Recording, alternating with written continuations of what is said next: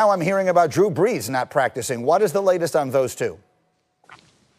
Yeah, let's start with Michael Thomas. We know he hasn't been out on the field. It's insane to think about. We know he's been dealing with an ankle injury. He's been dealing with a hamstring, some discipline. But I was told that things are progressing very well there, that the Saints are expecting to have him back for that Sunday night game, which obviously opens up this entire offense. But at the quarterback spot, Drew Brees, we've seen him take Wednesdays off in the past, or at least at a limited role. So that's pretty normal. Having him not practice yesterday certainly put up some flags. But from what I can understand, the plan is for Drew Brees to play on Sunday. Obviously, things could change today, Friday at practice. They want to see how he feels. But the feeling there is that he should be good to go on Sunday, Greeny. All right, that's obviously critical because that's the matchup that we're all looking forward to seeing. So we saw these teams week one. That feels like about 20 years ago at this point. And the Buccaneers have looked so much better since then. RC, what is the one thing in your mind that decides this game?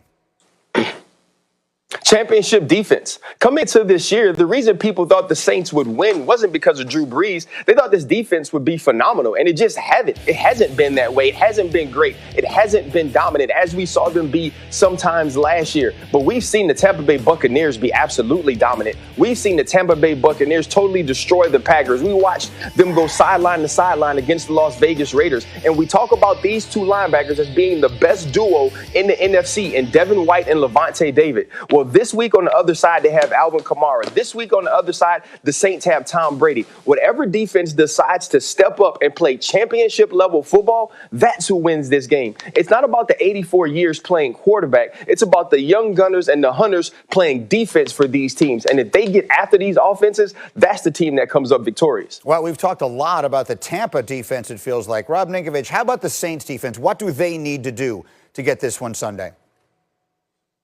Look, they got to get after Tom Brady. And if you look at Tom's wins this season, he's been pressured half the time.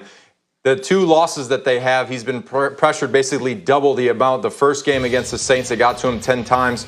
So if you can get pressure on Tom Brady, that's going to affect him the most. We saw that with the Chicago game where he's rolling his eyes at Khalil Mack when he's on the ground.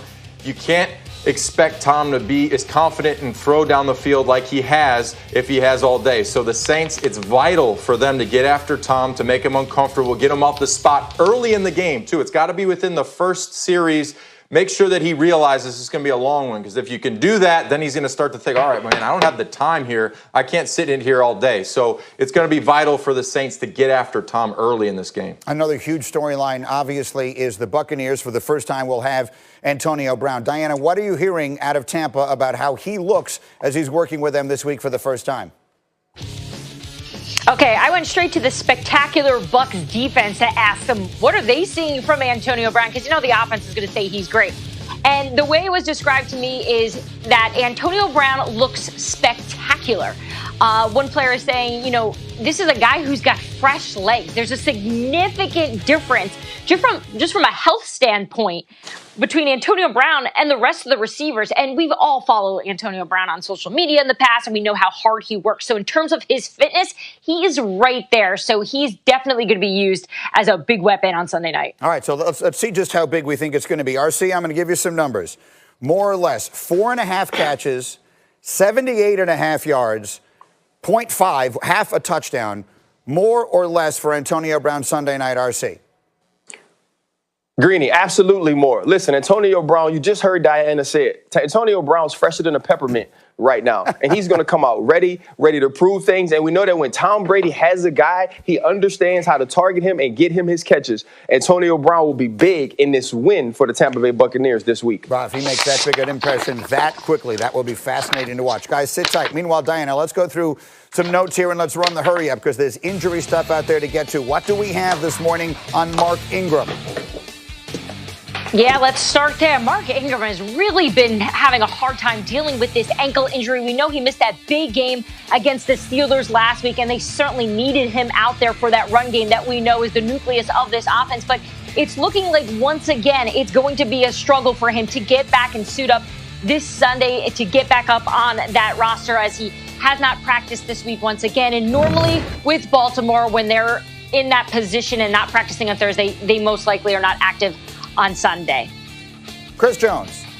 So meantime, Yes, Chris Jones with the Chiefs. So he's on the reserve COVID-19 list right now, Greeny. We don't know if he has tested positive for it or if he's just been around those in that close contact situation with people with that COVID-19. So in terms of when he was tested, will determine whether or not he will be active on Sunday. So that's really going to be the key point. We should probably know more later today.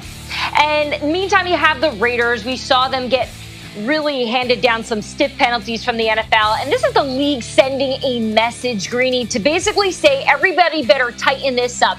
These guys broke the rules multiple times, and this is really the reason why that they lost that 2021 sixth-round draft pick, on top of a $500,000 fine against the organization and a $150,000 fine against John Gruden, who we all saw on television not wearing his mask. Yeah, we had speculated a few weeks ago, would the league come down on them in such a way